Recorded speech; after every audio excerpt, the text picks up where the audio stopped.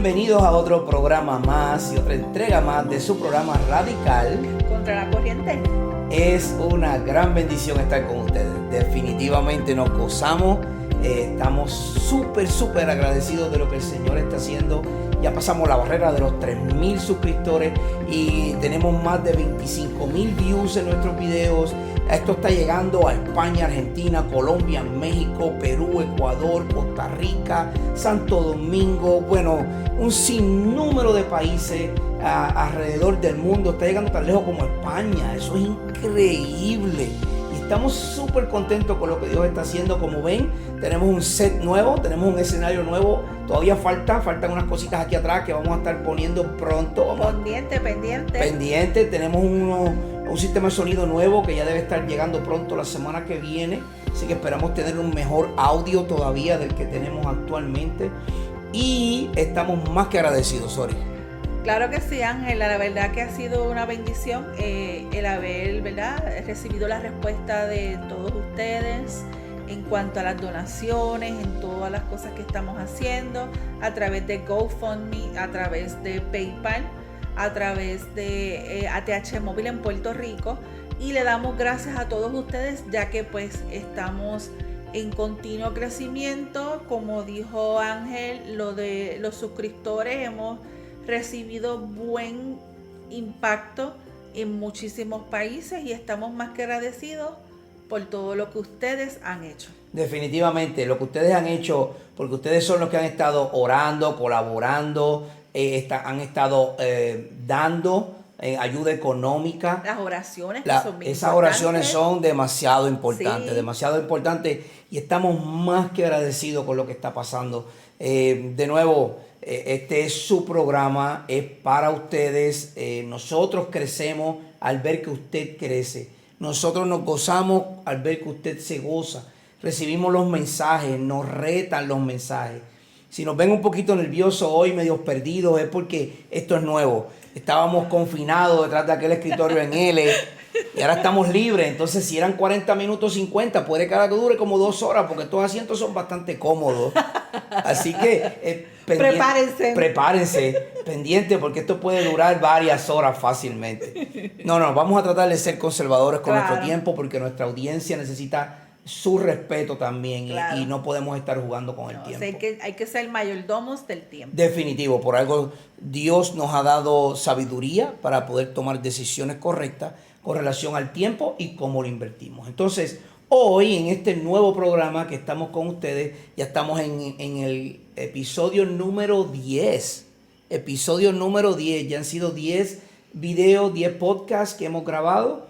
Y hoy vamos a estar hablando de un tema que tal vez se pasa por alto, porque ya lo tenemos como un estribillo. Del púlpito, fuera del púlpito, se predica mucho de que la palabra de Dios, las escrituras, tenemos que leer la Biblia, pero en realidad, nosotros estamos devorando esas palabras, las estamos haciendo nuestras, o es simplemente un estribillo más. Es necesario que como creyentes podamos poner en práctica nuestro conocimiento y que nos profundicemos más cada día a aprender cosas básicas, porque con estas cosas básicas podemos defender nuestra postura, podemos defender las cosas que, ¿verdad?, la gente nos pregunta y argumentan sobre ciertas situaciones y cosas que pasan en la Biblia, y nosotros tenemos que ser buenos defensores de la palabra. Muy bien, excelente. Entonces, si yo comenzara preguntándote algunos libros seculares que tú conozcas, que son famosos, dime uno o dos. Bueno, el primero que me viene hacia la mente rapidito es El Quijote de la Mancha. Si yo le pregunto a cualquiera de la población que ha estudiado en alguna escuela, ya sea a nivel elemental, intermedio o superior, nos va a decir El Quijote de la Mancha. Con mucha seguridad. Claro que sí. Nos puede decir el autor, nos pueden decir el libro, nos pueden dar un compendio de qué se trata El Quijote de la Mancha. Miguel de Cervantes. Y si te preguntara por otro libro, ¿qué tú dirías? Bueno, otros que me vienen a la mente así, la Ilíada y la Odisea, que fueron por Homero. Eso es más bien en cultura oriental, que es cuando uno coge civilización griega en la universidad, y otro más así que me viene, que es, ¿verdad?, secular, que no tiene que ver nada mucho con los estudios ni nada, El alquimista. Ese alquimista es Pablo Coelho, ¿no? Paulo Coelho. Pablo Coelho, ok. Sí. Ok, mira, al menos me sé un poco aunque sea el apellido, ¿verdad? Sí. Bueno, sí, mira, yo te hago esta pregunta porque la mayoría de las personas que tú le preguntas por algún tipo de libro, si es cristiano, muy probable lo primero que te va a decir es la Biblia. Si es cristiano, aún siendo cristiano, te puede decir el Quijote. Ajá. O el alquimista, o te puede decir el Rey de los Anillos, o el Señor de los Anillos, Sí. Lord of the Rings, como se le llama en inglés.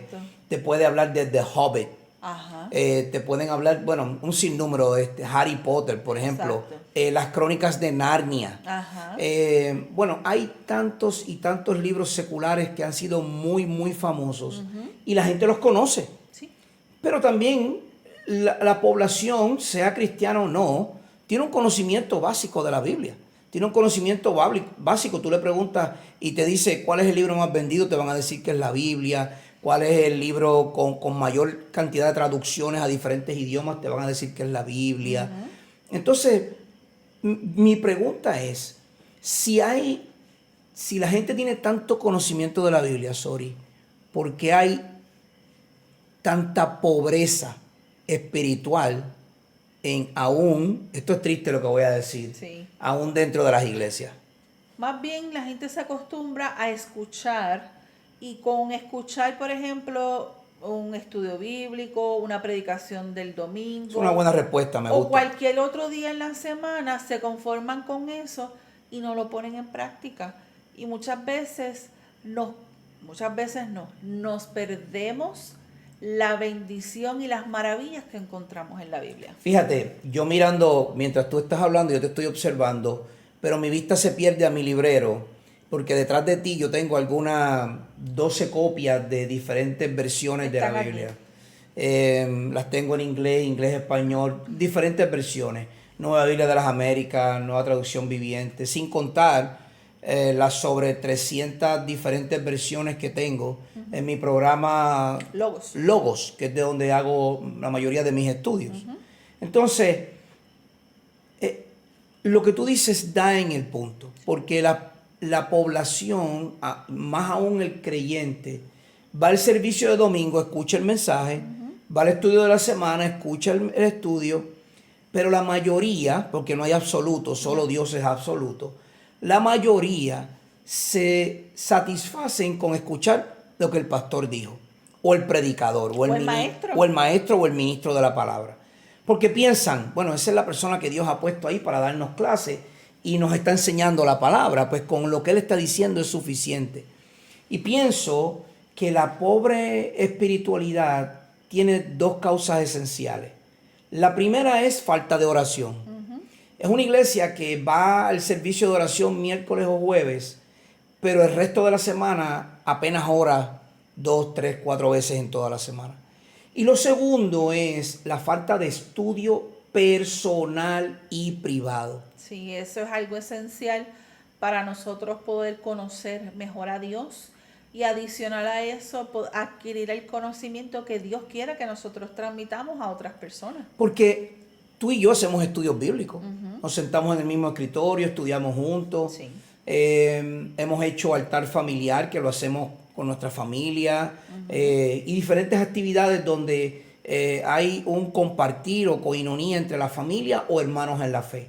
Pero ¿qué de tu tiempo a solas? Es indispensable, es necesario que siempre se saque un tiempo para leer la Biblia. Definitivo. Y no es escoger un libro al azar, es simplemente establecer un hábito y un patrón para poder entonces leer y comprender. Pues yo creo que has dado, como decimos en Puerto Rico, has dado en el clavo.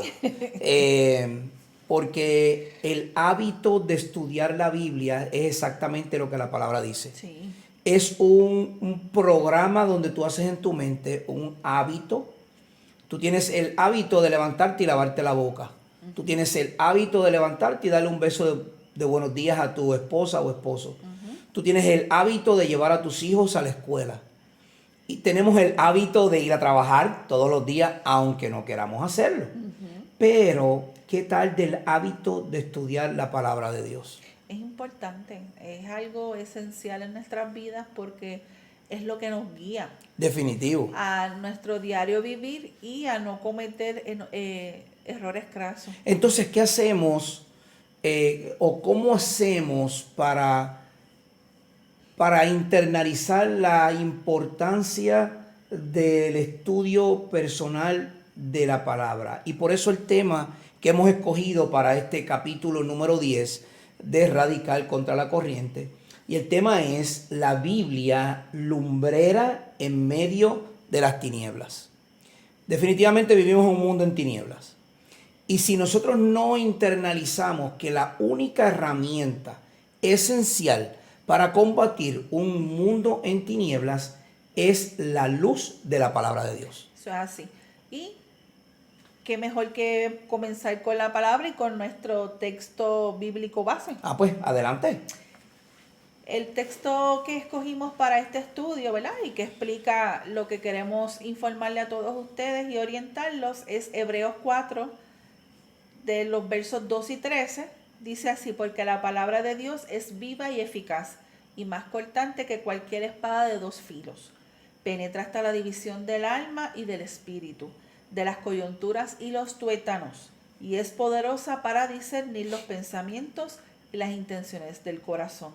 No hay cosa creada oculta a su vista, sino que todas las cosas están al descubierto y desnudas ante los ojos de aquel a quien tenemos que dar cuenta. El texto se resume en las primeras palabras del verso 12 y las primeras palabras del verso 13.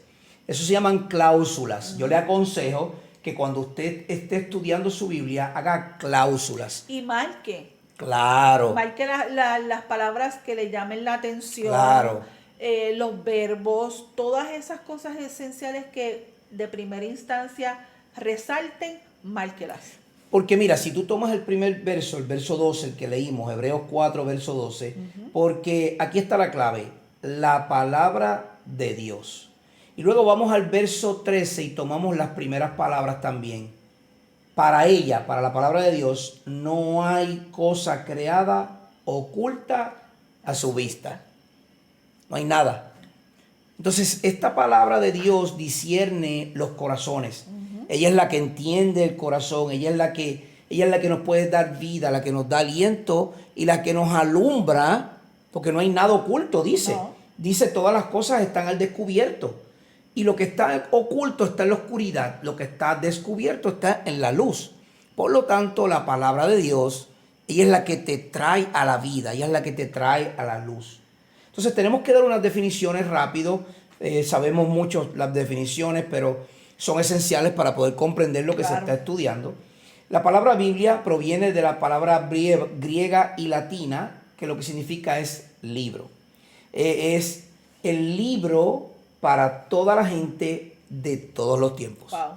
No es de un tiempo nada más del Antiguo Testamento, no, de todos los tiempos. La palabra Biblia viene del griego biblion, que significa un volumen escrito, un rollo o un libro pequeño. Biblion se deriva de la palabra griega biblios, que le da el designio a lo que se conocía como el centro de la planta del papiro. La planta del papiro era de donde se sacaba el papel de papiro para poder hacer los escritos de los rollos que conocemos de la antigüedad. Esta planta se daba a la orilla de los ríos y lo que hacían era que la sacaban, la machacaban hasta que quedaba como bien aplastada. Y la dejaban a secar al intemperie. Y la dejaban secar y luego las entrelazaban. Y cuando tenían varias de ellas entrelazadas, ahí podían escribir en ese papiro. Y de ahí viene la palabra Biblia. De hecho, la palabra Biblia es un plural, porque lo que ella implica es que no es un solo libro. No se contiene en una sola cosa. Son muchos libros. Son muchos que da el sentido a uno solo. Y por eso es que la palabra Biblia tiene esa connotación. Entonces, Vamos a romper la Biblia un poco en partes. Ok. ¿Qué nos dice? ¿Cuánta cantidad de libros tiene la Biblia? La Biblia contiene 66 libros. Ok, quiero ser bien explícito en esto. Hay otras Biblias, otras versiones que tienen más de 66 libros. Son 7 más que se le añadieron. Aproximadamente. Estos 7 libros son lo que se conoce como deuterocanónicos o fuera del canon, antes que el canon bíblico se cerrara, o los apócrifos. Apócrifa es un término para decir que ese libro no está inspirado por Dios para pertenecer al canon de la Biblia, porque en alguna forma u otra contradice la Biblia. Sí, porque a principio, en los primeros siglos, después de que nuestro Señor Jesús vino a la tierra, un grupo de testigos y un grupo de esos discípulos de esos testigos de Jesús se reunieron y entonces compilaron estos libros. Exacto.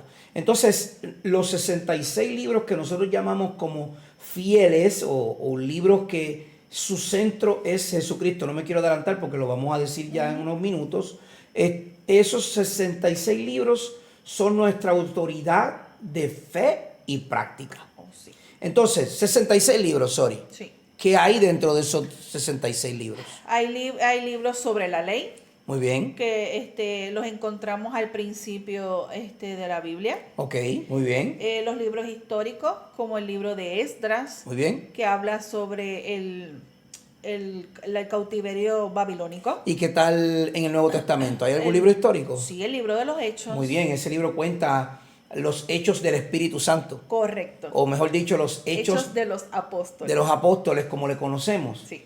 Entonces, ¿qué otros libros tiene la Biblia? Tenemos poesía. Poesía. Tenemos Proverbios, Salmos, tenemos Eclesiastés, tenemos Cantar de los Cantares, o en inglés Songs of Solomon, las canciones de Salomón. Y estos son poesía hebrea. Tienen un ritmo poético muy diferente a como nosotros conocemos la poesía al día de hoy. ¿Y qué otros libros tiene la Biblia? Los más importantes, los de profecía.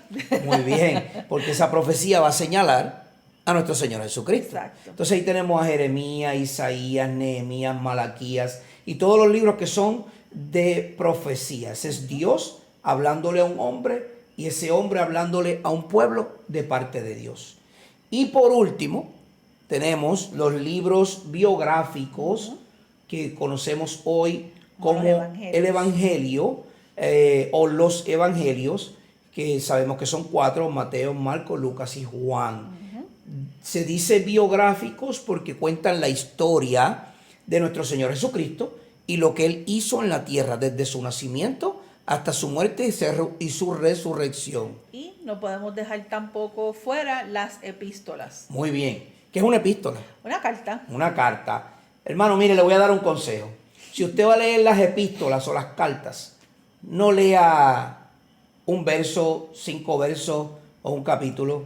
Nadie lee una carta más que el primer párrafo. No, es importante saber que como son cartas y dirigidas a diferentes personas o iglesias, que en el caso de Pablo, el apóstol Pablo, es importante leer la carta en su contenido general porque es algo dirigido directo o a una persona o a una iglesia. Exacto. Y es importante leerla completa para poderla entender. Como en el caso de Tito. Exacto. Pablo le escribe a Tito y Tito es una carta pastoral. Entonces él escribe a una persona. Yeah. Igual que a Timoteo. O a Filemón. También. Es una carta a una persona, Tito, Timoteo. Pero también él escribe a una iglesia, como a la iglesia de Corinto o de Éfeso. Exacto. Y también le escribe a una iglesia La de Tesalónica. como la Tesalónica. Tenemos otras cartas que son generales o lo que se conoce como católico, que es una carta a, por ejemplo, Juan,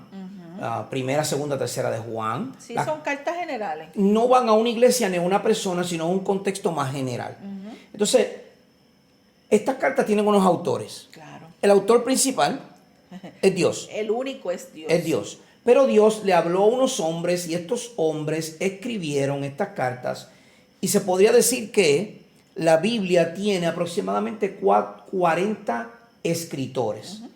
Un promedio. Hay unos debates teológicos donde algunos argumentan que son 38 escritores, otros se atreven a decir que son 41, 42, y por eso el promedio se ha quedado en 40 escritores.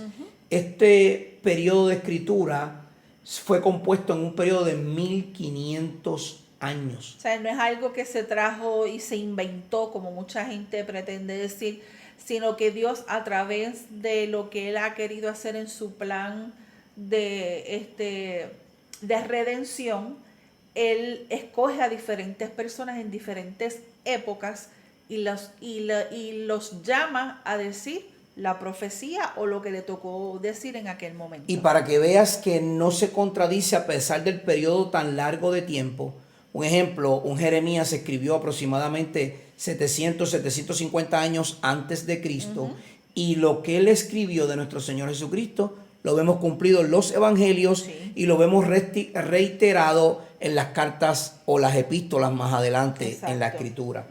Entonces los autores fueron reyes, pescadores, sacerdotes, oficiales gubernamentales, granjeros, pastores y doctores, como sabemos que es el caso de Lucas, que no fue un apóstol, pero estuvo caminando bien cerca con el apóstol Pablo. Sí, como tú lo dijiste, él fue doctor, pero Dios lo utilizó para llevarlo de esa forma científica, lo que él tenía que decir. Definitivo. Entonces tenemos la historia de la Biblia, tenemos los escritores de la Biblia, tenemos su unidad.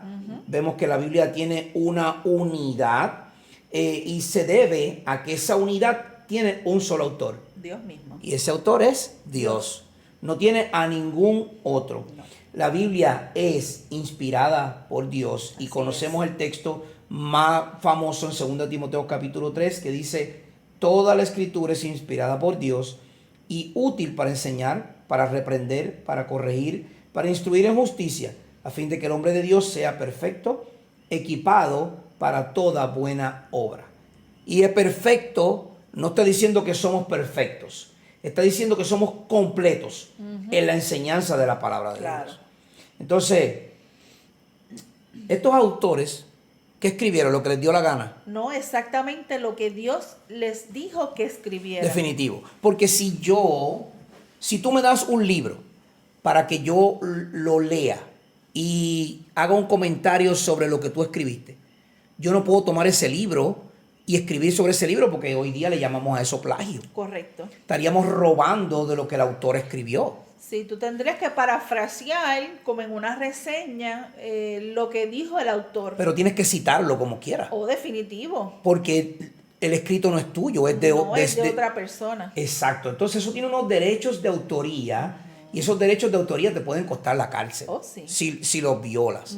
Entonces, Dios es el autor de la Biblia. Él es el que da la autoría y el sello final a su escritura.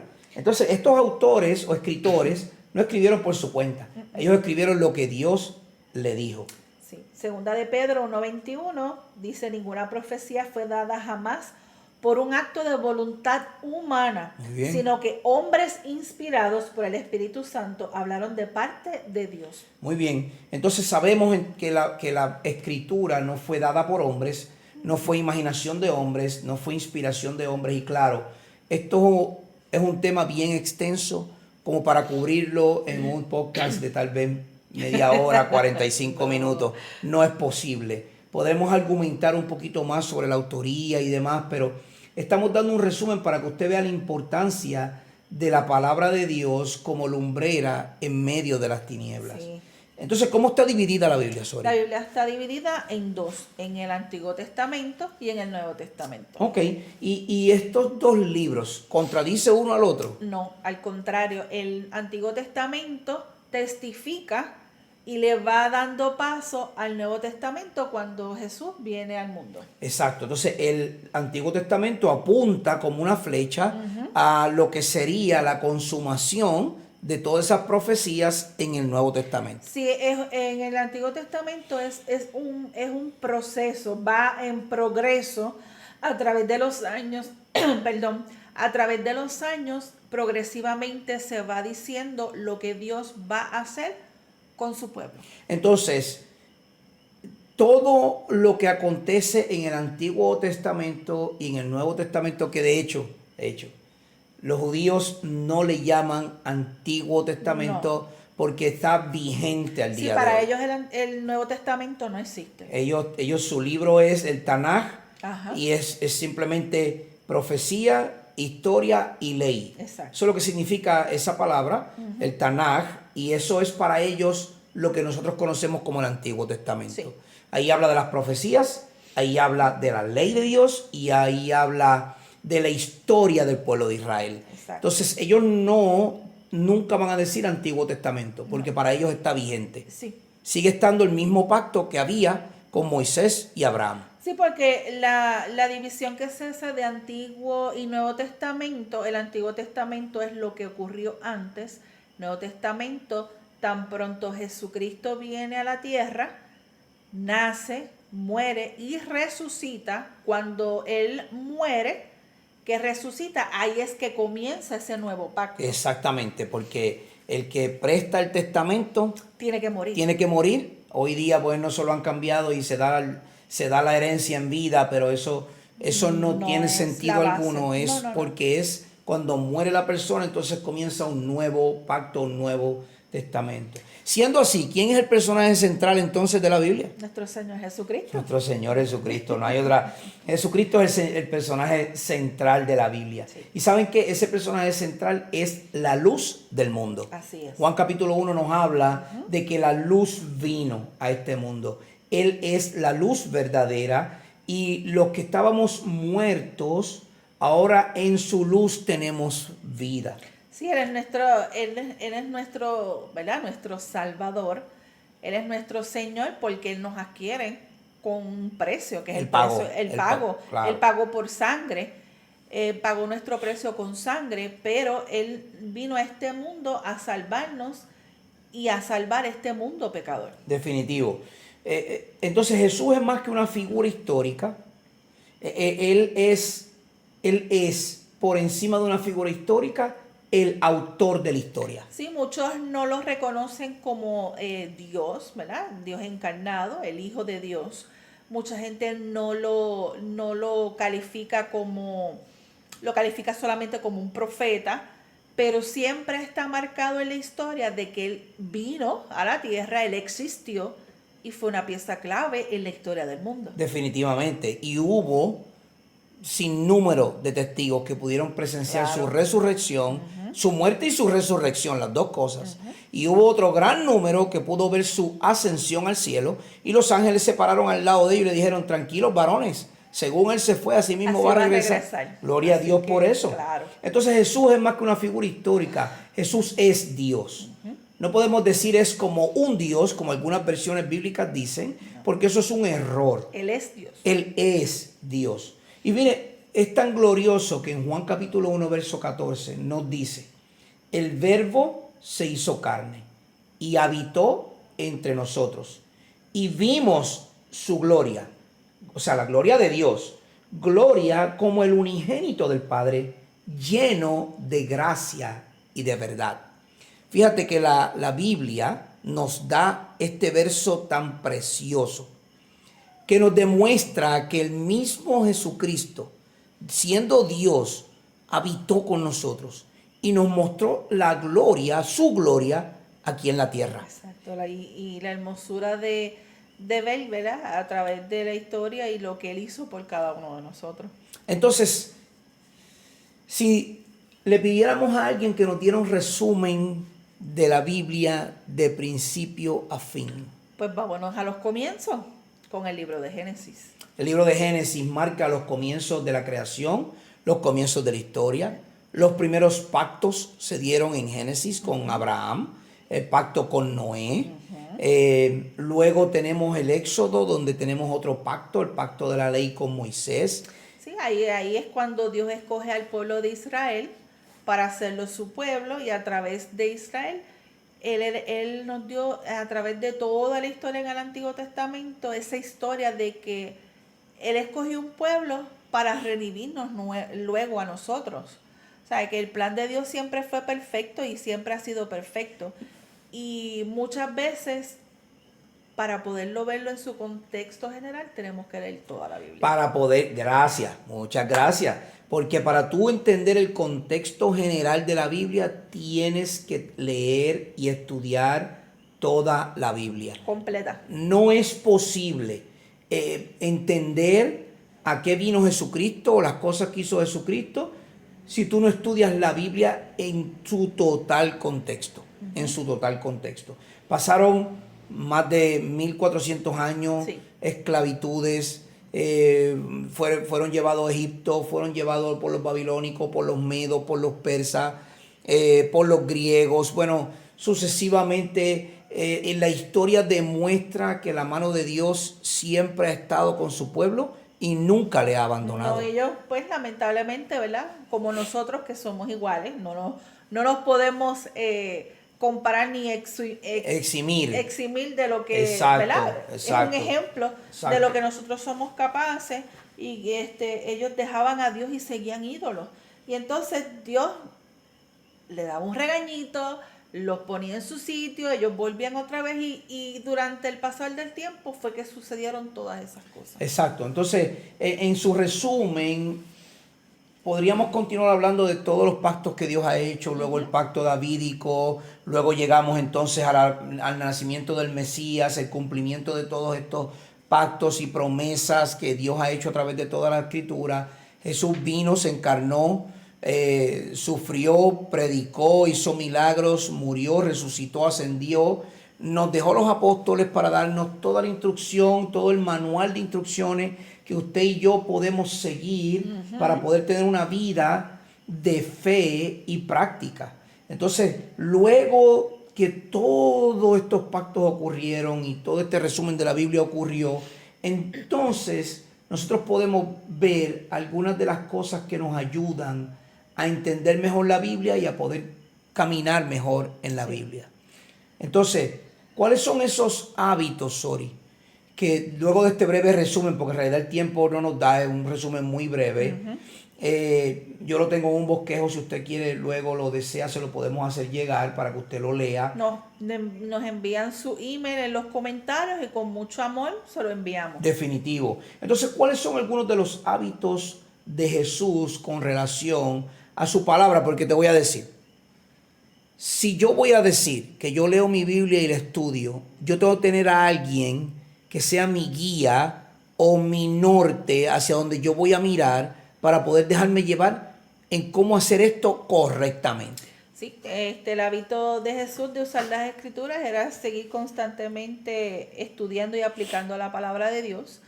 Tienen que saber, ¿verdad?, que esto lo pueden leer a través de la Biblia completa, que el pueblo de Israel se instruía desde pequeño y era bien insistente de que se traspasara la ley y la historia a los hijos de generación en generación. Muy bien, muy bien. Por lo tanto, Jesús es nuestro ejemplo porque podemos ver a través de los evangelios que él fue, a los 12 años estaba en el templo y él estaba escuchando lo que estaban leyendo, eran los rollos que era el Antiguo Testamento. Y Jesús siempre estuvo atado y predicando el Antiguo Testamento. Fíjate que has dicho algo muy interesante. Si nosotros vamos a tomar un ejemplo de alguien que estudia la Biblia, si usted, amado oyente, va a tomar un ejemplo de alguien que estudia la Biblia, que lee la Biblia, que predicaba, que vivía lo que ella dice, el mismo autor de ella lo hacía. Sí, él era nuestro ejemplo. Él es el verbo. Y el mismo verbo es la palabra. Y esa misma palabra, él mismo la estudiaba frente a todos, la debatía, la discutía frente a todos. Entonces, Jesús nos mostró a través de su vida cómo usar las Escrituras. Mira, hermano, por favor, si usted tiene la oportunidad, cómprese un libro pequeñito que viene, que se llama Textos fuera de contexto. Ese librito es un librito blanco y amarillo. No creo que lo tengamos cerca para mostrarlo, Sori. No está. No está, ¿verdad? No. Es un libro pequeño, no un tamaño muy grande. fácil de leer, no tiene ni 150 páginas, pero es un libro bien condensado en lo que son textos de la Biblia fuera de contexto. Es obvio que ahí usted va a encontrar los textos como Filipenses 4:13, como, sí, Juan 3:16, el texto que habla de no juzgar, que tanto nos encanta decir, oh, no me juzgues, porque el único que a mí me puede juzgar es Dios. En ese libro, textos como ese, como Filipenses, que es de los que me acuerdo ahora que son de los más famosos, el 1 Corintios 13, el amor, ay santo, el amor, ay que mucho yo amo a mi pareja y eres paciente con ella, que mucho yo amo a mi esposa y puedes soportar todo lo que venga de parte de ella. Hasta una enfermedad. Hasta una enfermedad terminal. ¿Estás dispuesto a soportar hasta una enfermedad terminal? Porque 1 Corintios 13 lo tomamos fuera del contexto real, porque no lo estudiamos. Pero Jesucristo nos mostró cómo usar las escrituras de manera correcta. Él conocía la escritura del Antiguo Testamento y la usó para guiar su vida y la vida de los que le seguían. Que es la meta de todo cristiano, ser como Jesús. Ser como Jesús. Jesús usó las escrituras para enfrentarse a Satanás en esta guerra espiritual. Ay, Dios mío. Todos citamos lo que pasó en el momento de la tentación de Jesús en el desierto por Satanás. Pero no nos percatamos que Jesucristo utilizó la misma escritura en forma correcta para refutar lo que Satanás le decía de la escritura en forma incorrecta. Sí, él siempre decía, escrito está. O Escrito sea, que él está. estaba dando testimonio de lo que él estaba diciendo era lo correcto. Si usted quiere, puede ir buscar en Deuteronomio capítulo 8, verso 3, capítulo 6, verso 13 y 16, y capítulo 10, verso 20. Esos son los textos específicos que Jesucristo cita con relación a la tentación en el desierto. Entonces, Jesús también creía en la autoridad de la Escritura. Porque si creyeran a Moisés, a mí me creerían, porque él escribió acerca de mí. Pero si no creéis en sus escritos, ¿cómo creeréis en mis palabras? Esto lo cita en Juan 5, 46 y 47. Jesucristo le está diciendo a ellos, está diciendo, miren, dejen de hablar tanto, porque si usted creyeran a Moisés, o sea, a la ley, me creerían a mí también. Pero como no le creen a él, ni siquiera me pueden creer a mí. No. Pero Jesús creía en la autoridad de la Escritura, sí, porque él les cita a ellos la Escritura y les cita del Antiguo Testamento trayéndolo al Nuevo Testamento. Jesús usó la Escritura para señalar errores doctrinales. Hermano, si usted va a corregir a alguien sobre un error doctrinal, asegúrese que usted ha leído la Biblia y la conoce. Y la comprenda. Correcto.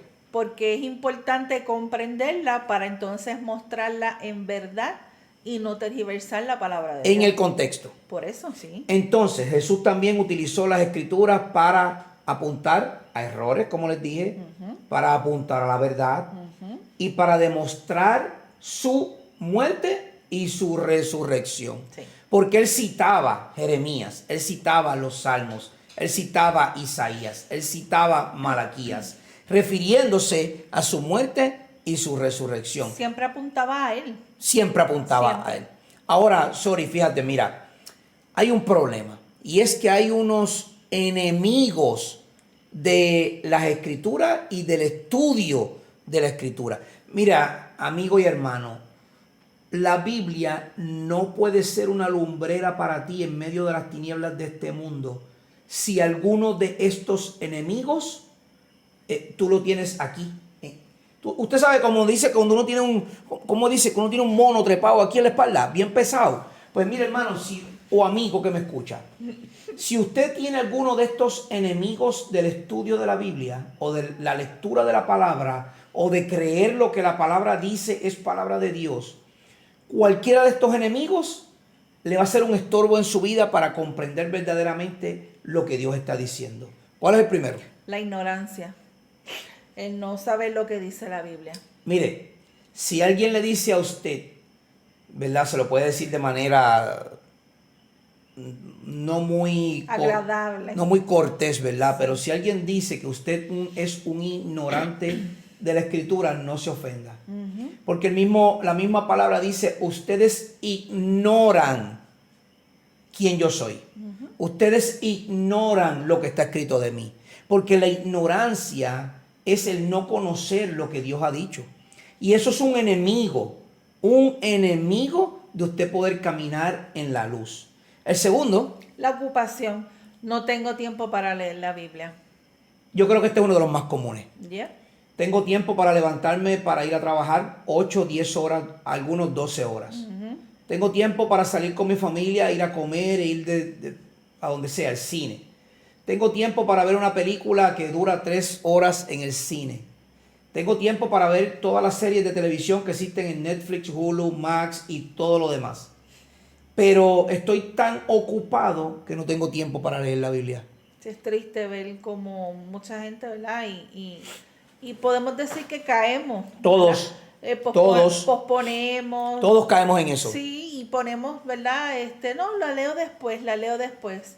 Y nunca vamos y entramos de directo a meternos en la palabra del Señor. Mira, el estar ocupados en otras cosas nos afecta aún a los creyentes que estamos leyendo la Biblia todos los días. Sí.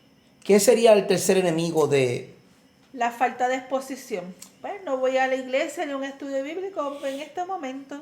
Fíjate, yo no voy al servicio, no voy al culto de oración, no voy al estudio bíblico, no voy a las actividades que hace la iglesia extracurriculares, no voy a casa de un hermano y me siento a hablar Biblia, teología con él. La falta de exponerte a la palabra de Dios te hace un ignorante de la palabra de Dios. Sí. Número 4. La indiferencia. ¿Qué nos puede enseñar un niño anticuado sobre mi vida en el siglo XXI? Esa es la de este siglo. Sí. ¿Qué me puede a mí enseñar un libro que tiene más de 2000 años? ¿Qué me puede enseñar a mí en este siglo de la era de la tecnología que me lo da todo en la palma de mi mano? Te puedo dar una buena noticia. La encontramos hasta en las plataformas electrónicas y la tenemos accesible. No tenemos excusa ninguna en los carros, en el teléfono, mientras corremos, mientras caminamos, mientras guiamos, la podemos escuchar audible. No tenemos excusa para no escuchar o leer la palabra de Dios. Yo tengo conmigo aquí mi Biblia de estudio de John MacArthur. Es una de las Biblias que más me gusta por su lenguaje simple. Es una nueva Biblia de las Américas, un lenguaje muy simple. Es la Biblia que más utilizo de las que tengo. No la cargo conmigo porque es muy grande. Tengo otras pequeñas, tengo mi tableta con todas las versiones que le dije. No hay excusa en este siglo para usted no leer la Biblia, aunque sea 10 minutos en el tiempo de almuerzo en su trabajo. Exacto. Pero ¿sabes lo que pasa?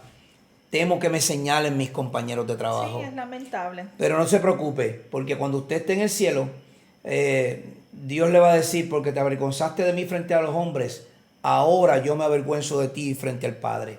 Y eso son palabras muy, muy escalofriantes.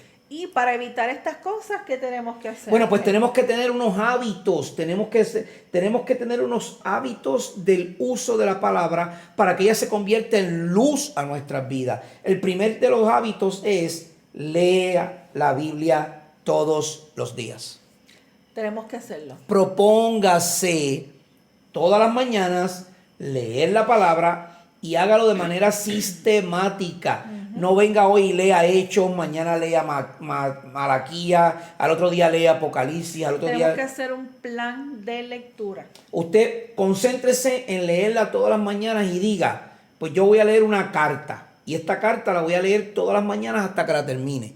Un ejemplo, tome la carta a los Romanos y comience en el capítulo 1. Pablo, apóstol, siervo del Señor Jesucristo, y comience a leer la carta a los Romanos, los 16 capítulos hasta que la termine. Terminó de leer esa carta, al próximo día comience otra y así sucesivamente. Sí, hay planes de lectura que podemos conseguir hasta por internet. Como les dije, no hay excusa. Segundo, comprométase a leer la Biblia todos los años. Mucha gente dice, ya yo he leído la Biblia 2 veces, ¿por qué la voy a leer de nuevo? Sí, ya yo la leí completa. Hermano y hermana y amigo que me escucha, mientras van pasando los años, más usted va perdiendo capacidad retentiva. Por lo tanto, es necesario que con más frecuencia usted lea la Biblia y se haga un compromiso de leer la Biblia todos los años. Completa, de tapa a tapa. Número 3. Expóngase a la Biblia que se enseña al menos una vez a la semana. ¿Cómo nos exponemos a la Biblia? Yendo Estudios bíblicos. A servicios de oración. Servicios de oración, el servicio del domingo. Cuando hay actividades extracurriculares en la iglesia, siempre se lee la palabra, porque es esencial para darnos guía en lo que vamos a suceder. En estos días compartimos una reunión de nuestra iglesia, y en esa reunión se leyó un pasaje bíblico antes de comenzar la reunión, porque es esencial que la Biblia sea nuestra lumbrera aún para las reuniones extracurriculares. Sí. Número 4. Use la Biblia para determinar si algo es doctrinalmente correcto. Hermanos, sea como los bereanos. Pablo los elogiaba porque cuando Pablo les predicaba, ellos iban y cogían la Biblia y empezaban a buscar. A ver, no había Biblia, disculpen. Ellos tomaban los rollos. Y abrían el rollo y empezaban a leer para ver si lo que el apóstol Pablo había dicho es correcto o no. No crea nada de lo que yo estoy diciendo. No crea nada de lo que mi esposa está diciendo. No crea nada de lo que el pastor está diciendo, por más elocuente que sea, por más brillante que sea, aunque tenga 18 doctorados. Usted no le haga caso a nada de eso, porque esa persona es tan pecador o pecadora como yo y va a fallar como yo. Fíltrelo por la Biblia. Muy bien. Usted, todo lo que escuche desde el púlpito, yo le aconsejo que usted lleve a la iglesia en los servicios del domingo una libreta y un lápiz y haga anotaciones. Eso es lo más importante. Y luego cuando usted llegue a su casa, repase revise las notas que tomó del sermón de ese día. Número 5. Utilizar principios bíblicos para determinar los asuntos morales. Todo lo que es ética cristiana y vida cristiana, usted lo va a filtrar por la Biblia. ¿El aborto es bueno o no? ¿Qué dice la Biblia? Que no. Que no, porque yo no debo quitarle la vida a nadie. ¿La pena de muerte es buena o no? No, porque yo no soy quien para quitar la vida. Si esa persona le quitó la vida a alguien, es la justicia de Dios con esa persona, no la mía. Yo no soy quien para quitarle la vida porque me voy a convertir en un asesino igual que él. ¿Qué otra cosa? ¿El matrimonio de la misma pareja es bueno o no? No, la Biblia dice que no. Usted no se puede casar con el mismo sexo. Dios determinó eso, no yo. Así que los principios de vida, los principios de ética y de moral se rigen por lo que Dios ha dicho en su palabra. Número 6. Usa las escrituras para consolarte cuando estés triste o enfrentes una pérdida. Salmos. Yeah. Es lo primero que me viene a la mente. Vaya a los salmos, pero toda la Biblia desde el principio hasta el fin está llena de consuelos para nuestra vida cuando nos encontramos en aflicción. ¿No me cree? Mire la vida de Abraham, la vida de Noé, la vida de Job, la vida de David, la vida de Salomón, la vida de Pedro, de Pablo, de Juan, la vida de Jesucristo. Y si usted no puede verse en el lente de ellos y su sufrimiento, imagine cuánto nosotros más vamos a sufrir en su nombre. ¿Ok? Así que use la escritura para buscar consuelo en ella. Hermano y hermana, usted puede buscar consuelo en un psicólogo. Claro. Esa es mi opinión. Porque si Dios dejó doctores para el corazón, también Dios dejó doctores para la cabeza. Ahora, ellos no son la autoridad final sobre su cuerpo final. No. La autoridad la tiene la palabra y Dios. Nadie más. Número 7. Usar las escrituras para juzgar la experiencia. No uses tu experiencia para juzgar las escrituras. No pienses, de nuevo volvemos a lo mismo, que porque tú tienes tantos grados de educación, que no son malos, son muy buenos, créame, es necesario estudiar, es necesario prepararse. Yo no puedo hablar de historia de la Biblia si yo no estudio usos y costumbres. Exacto, de la época antigua. Yo no puedo hablar de los caminos que caminó Jesús si yo no estudio geografía bíblica. Todo eso es necesario estudiarlo. Pero hermano, no utilice las experiencias suyas de vida y de estudio para justificar la escritura, no. La escritura dice lo que es correcto y lo que no es correcto. Número 8. Llevar consigo un ejemplar de la Biblia en su automóvil, en su casa o en su oficina. Donde quiera que usted vaya, tenga una copia de la Biblia. Si se va al baño, no esté viendo Facebook. Abra su Biblia y léala. Y léala. No, use algo que tal vez es un poquito personal y, ¿verdad? Radical, fuera de tono. Pero hermano, si usted va al baño y se está bañando, ponga la Biblia audible. Sí. Ponga alabanzas cristianas. Pero no se despegue de la palabra de Dios, porque ella va a ser luz en medio de las tinieblas. Número 9. Memorizar las escrituras. Es que estoy muy viejo, sorry, yo no puedo aprender pasajes bíblicos ya. Existen las index cards o las tarjetitas para hacer notas. Haga notas, porque cuando usted escribe y lee en voz alta, el cerebro se lo aprende. Retiene más. No hay excusa para no memorizar la Biblia. Y por último, la más importante, no que sea la última, no sea la menos importante, aplicar las escrituras. Todo lo que usted ha leído, ha aprendido sobre la palabra de Dios o la luz a este mundo, que es su palabra, todo eso aplíquelo. De nada vale que usted lo aprenda y entró por aquí y salió por acá, por el otro lado. Eso no tiene ningún sentido. Lo que usted aprende, aplícalo. Aplícalo en su vida, aplícalo en la de otros. Sea misericordioso, sea amable, sea amoroso. Hable con denuedo, diga la verdad, señale el error. Si la doctrina es falsa, dígalo, pero hágalo con amor como si fuera Jesucristo. Así es, y como hemos discutido hasta ahora, ¿verdad? Es lo último que discutimos por el día de hoy, pero le damos muchas gracias a todos por habernos escuchado. Muchas gracias por estar con nosotros en este programa. Es mucho material, lo sé. Hemos tratado de condensarlo, pero no encuentro forma de poder explicar temas como este en 10 minutos. No es posible. Podremos hacer un devocional corto, sí, pero no va a tener el material que usted necesita para poder crecer. Usted necesita empaparse de la palabra. Y créame, los YouTube Shorts, los Facebook Shorts, los Reels, y TikTok y todos sus videos de 1 minuto o 2, lo que han hecho es acortar la cantidad de retención de nuestras mentes. Así que sigan escuchando nuestros episodios, suscríbase a nuestro canal, denle a la campanita para recibir las notificaciones todos los miércoles. Hoy no salió el día que tenía que salir, pues por lo que estábamos haciendo, pero recuerden siempre que estamos para servirles. Gloria a Dios, gracias por habernos escuchado, gracias por estar con nosotros. Espero hayamos podido ser de bendición a sus vidas. Recuerde, cree hábitos como los que Jesús tenía. No me imite a mí, no imite al pastor. Imite a Jesús y sea radical como Jesús fue y camine en contra de la corriente. No se vaya por las corrientes del mundo. Dios me los bendiga, gracia y paz para cada uno de ustedes. Y será hasta la próxima semana en otro programa más de Radical contra la corriente. Dios me los bendiga mucho.